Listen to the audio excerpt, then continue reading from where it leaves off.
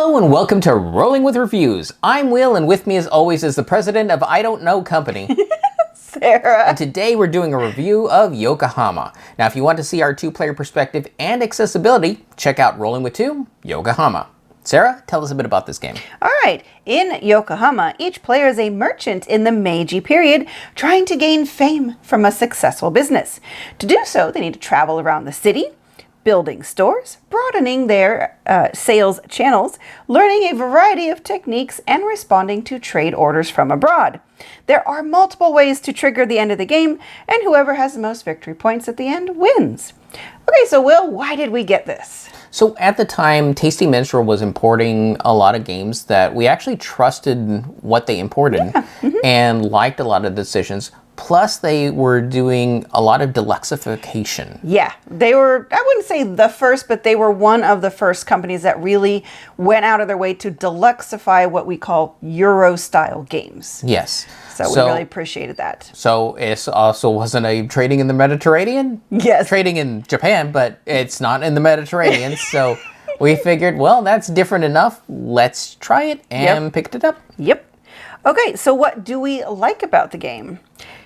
Well, it's a resource management game that's very different. Yeah, we're wary about spatial puzzles. Mostly it has to do with my vision and her trying to explain whatever map is set up. Right. However, this one is small enough and approachable enough that it's very manageable, right, even with my limitations. Yeah, well, and it's not just your limitations visually, it's if there is spatial movement, there are times I can't parse it well either. Yeah, you have like a timing issue. Yes, timing issue. I don't like getting blocked by other people and those type of things. So even though you are moving around physically on the board, gaining the different resources, turning them in for different things, it's not too complex.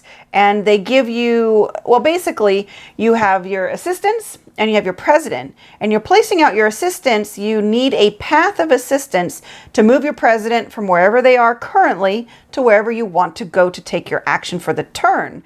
And the only hiccup might be another player's president. If you try to pass through them, you need to pay them. If you don't have money, then that path is blocked to you. You cannot move that way. Right.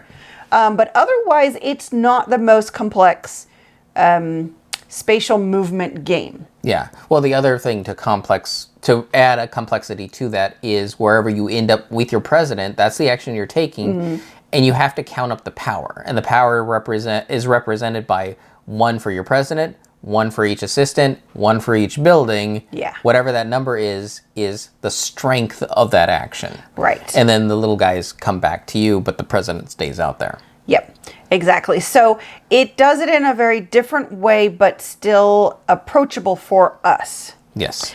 And then just the complexity of what you're trying to do is a good weight for us. It's on the heavier side of mid-weight. So it's not a game that we'd play like all the time. Like I definitely know in the evenings my brain would not be up for this game. Right. But there are times like a Saturday afternoon, this would be a really good meaty game to dig into. So the weight and the complexity of what you're trying to do, because there are multiple paths to gaining victory points. It might be considered a little point salady because almost everything you do will earn you points. Not everything. Because like if you just collected resources the whole game. Those will still be points at the end of the game.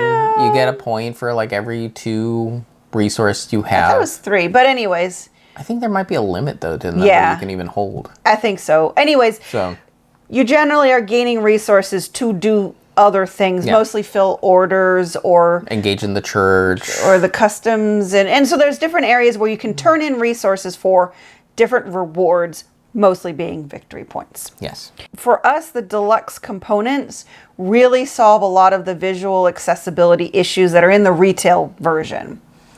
So they have cardboard bits. Yeah, we know this because it is available on Board Game Arena, and it's not locked behind any premium account, so you can play it, try it out for yourself. But they use the standard retail like cubes instead of meeples for your assistants, and just those little cubes and their colors can blend into it the is map. so hard for me to see the cubes, and it's like, where are all my assistants are? And I'm like, I don't know. Let me figure this out. Where'd you put them? Where'd you put them? Like, do you remember? Because I can't see them. So, but that could also be a screen thing. But I also wonder if it's physically, it'd be the same problem. The meeples are a little larger, and now the good news is they do use the actual shapes of the things on the Board Game Arena version. But if you get a retail version of the game, you would just have the cardboard bits with the shapes on it, but it would be just square. Yeah. So, really like the deluxeification, even with the stickers, because TMG was all about them stickers, but this one had a lot fewer stickers than other games that they put out. Ooh. I think that covers everything that we like. Yes. So what do we not like? So the game plays dramatically different based on the player count. Yeah. For 2 players, it's almost a solo experience. You can do and pursue whatever avenue of path to victory you want. You can explore more of the technologies. You just see more of the game. 4 players, you're struggling to work around other players. Everything's moving at a much faster pace, and chances are you will only see a surface level of things like technology Right. Before the game's even over. Yeah, you have to come up with a lot more contingency plans the more players that you have. And a lot of it is not just because mostly it's because they block you, but also in that, because if you want to do this action and the person, I don't know, somewhere after you took that action, well, then you're like, okay, well, what's my second action I want to do? But then someone else took that action. So then you're okay, what was the third thing I wanted to do? And at that point, you're like, did I even come up with a third plan? Yeah. So it's like in 2 players, you only have to deal with one other person. So if they take your first action, you just do your second one. So it's just a lot easier to get to where you want to go. And then I just felt at least that money was even harder to get in the larger player count game. And you need money if you want to move through other players. And so that can be frustrating too, because then you can actually be literally blocked from where you want to go. Yeah. I think the thing we find most frustrating is, let's say I play a lot of Yokohama at a 2-player. I feel very good and very comfortable with the game. I step into a 4-player and it's like I'm back to step 1. Right. Where I couldn't transfer all the skills that I learned and picked up at the 2-player count and apply them and be a good player at a 4-player count. Yes, exactly. How you go about winning in 1 player count might, and probably doesn't, apply to the other. Yes. And it's not that the games are bad. They're balanced for what they are. It's just you'll find very different experiences. Yes. All right, but that's everything. Yes. So who this is for? Experienced gamers. Yeah, this is definitely going to be for experienced, more hardcore gamers, just because of the depth and the heaviness of the rules. Yeah. All right, so let's go over our ratings. So for our ratings, we each have 1d6 worth of ratings to give. 1 is low, 6 is high. We give a number, a reason why, add them together, and see what it rolled for us. Sarah, what did Yokohama, the deluxe version, roll for you? Well, it rolled a 3. I think it's a solid game. It's just, as we've talked about, I'm probably only going to really want to play it at the 2-player count. I mean, if my friends really want to play it on Board Game Arena at 4 players, I'll play. But I just find that the 4-player count is just a bit overwhelming and more frustrating. And also, this is just not a game that I can play all the time. This is definitely I gotta find when my brain is at peak efficiency to even parse what I'm going to be doing. So that also applies to when playing it turn-based on BGA.